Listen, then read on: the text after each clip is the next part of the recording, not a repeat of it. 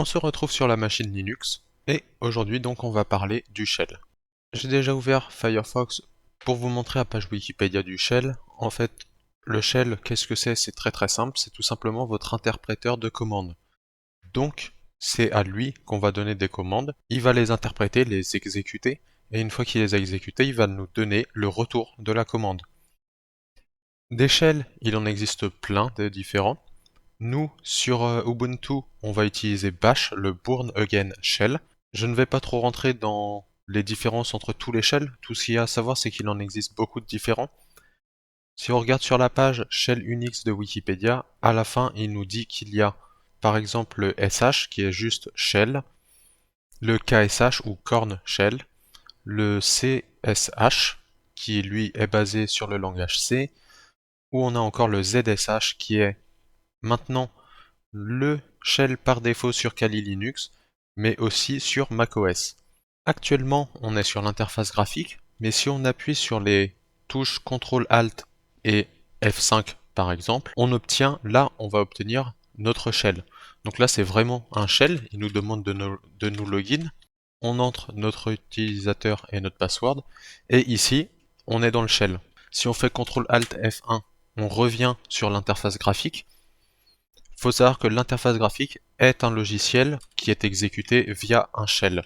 Donc c'est pourquoi l'interface graphique est sur l'un des shells disponibles de la machine.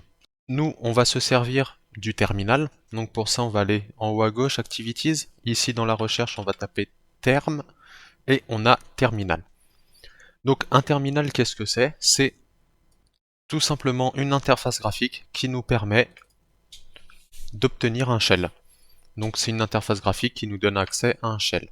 Au niveau des terminals, c'est pareil, le terminal c'est un logiciel, donc il en existe plusieurs différents. Un terminal qui permet de faire plusieurs terminals dans une seule fenêtre, on appelle ça un multiplexeur.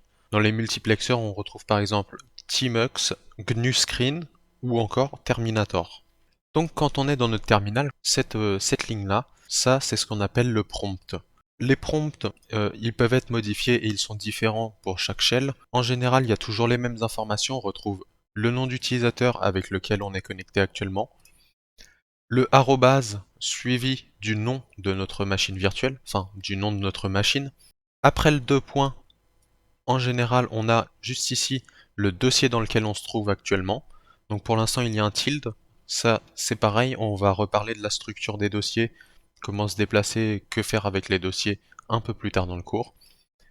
Et là, le signe $ signifie qu'on est un utilisateur. Si on était l'utilisateur root, donc l'utilisateur root, c'est l'équivalent de l'administrateur sur Windows, l'utilisateur root a un contrôle total sur le système, il peut absolument tout faire. Et à la fin du prompt, on obtient donc notre curseur, et là, on peut écrire. Donc ce prompt, comme je vous disais, il peut être modifié. Pour personnaliser notre prompt, on va aller sur le site bashrc generator. Donc ce bashrc generator, il nous permet de créer un prompt personnalisé. On va aller voir. On voit là, on a le petit 1. Je vais zoomer un peu. Là, il va nous expliquer qu'il va modifier le PS1. Donc PS1, ça c'est une variable. En fait, c'est une variable qui va contenir notre prompt. Pour le modifier via ce site, c'est très simple. On voit éléments qui sont disponibles. Donc par exemple, on clique sur username. Il faut le déplacer sur le 2, sur la sélection qu'on fait.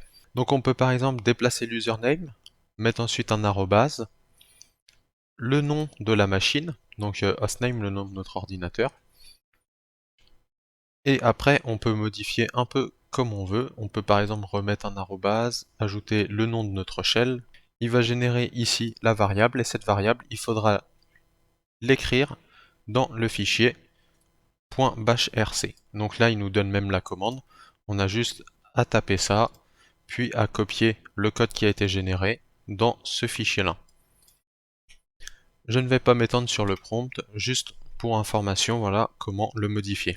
On va retourner sur notre terminal et on va tout de suite voir un peu les différentes commandes. Et la première commande qu'on va voir, ça va être la commande man. Donc man, c'est pour le manuel. Donc tout simplement, le manuel, c'est quoi? Ça va être l'aide de la commande. Donc on tape man, un espace, et là on va pouvoir taper le nom de la commande sur laquelle on veut des informations. Donc il y a une commande qui s'appelle à propos. En faisant man à propos, j'ouvre le manuel de la commande à propos. Donc en faisant ça, j'obtiens mon manuel. Dans ce manuel, je vais obtenir le nom de la commande. Donc là, on voit la commande, c'est à propos. Ici, on va obtenir une description de ce que fait la commande. Donc là, on a une description beaucoup plus longue sur ce que fait la commande. Donc il nous explique que chaque manuel a une description courte de disponible. Donc cette description courte, c'est celle qui est juste ici. Et en donnant donc à cette commande un mot-clé, il cherche dans cette description courte le mot-clé qu'on lui a donné. L'un des trucs les plus intéressants sur le manuel, c'est le synopsis. Le synopsis nous dit comment utiliser la commande. Donc pour utiliser la commande à propos, on commence par taper le nom de la commande à propos. Tout ce qui est entre crochets, c'est optionnel, on n'est pas obligé de les mettre.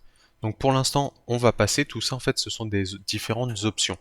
Donc tout ce qui est entre crochets, on passe, donc tout ça c'est optionnel. La seule chose qui est obligatoire, on voit, c'est le keyword, le mot-clé.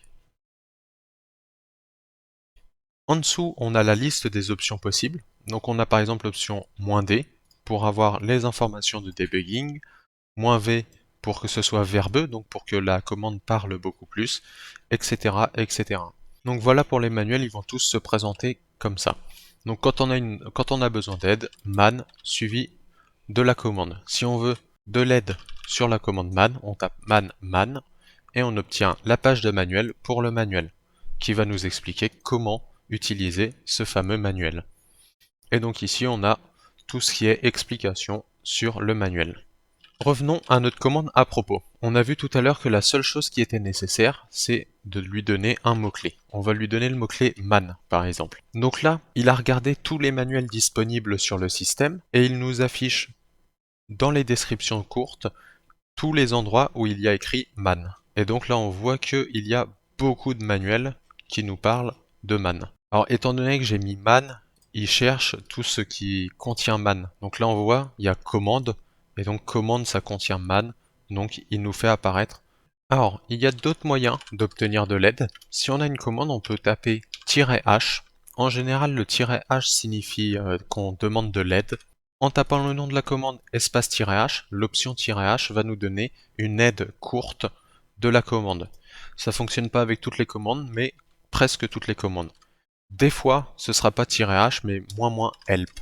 Les options qu'on met ici, c'est ce qu'on appelle donc des arguments. Il y a des arguments courts, à la manière de "-h", c'est ce qu'on appelle un argument court, un tiret suivi d'une lettre, et on a des arguments longs, donc le "-help". Là, dans ce cas-là, dans le cas de la commande à propos, les deux, "-help et "-h", donnent la même chose.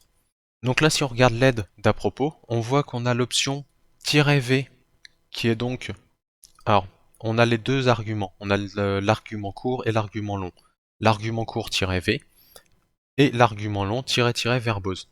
Donc ça, ces deux arguments, ils sont équivalents. Ça dépend si vous voulez marquer le long ou le court. Ça, c'est à vous de choisir. Si on va à la toute fin, on voit que on a également l'option "-v". Donc il faut savoir que Linux est sensible à la casse. Ça veut dire qu'il fait la différence entre une minuscule et une majuscule. C'est-à-dire que si je lui écris à propos, là, il me dit à propos de quoi, donc c'est-à-dire qu'il a trouvé la commande.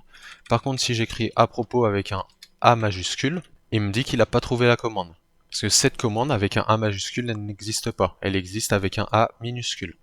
Quand vous recherchez de l'aide sur une commande sur Linux, pensez bien à faire le manuel, à faire le "-h" ou "-help" et à lire le manuel, parce que si vous allez sur les différentes communautés et que vous demandez sans avoir consulté le manuel, vous aurez souvent la réponse RTFM, qui veut dire Read the Famous Manual. Et famous est souvent changé par un autre mot qui est beaucoup moins sympa.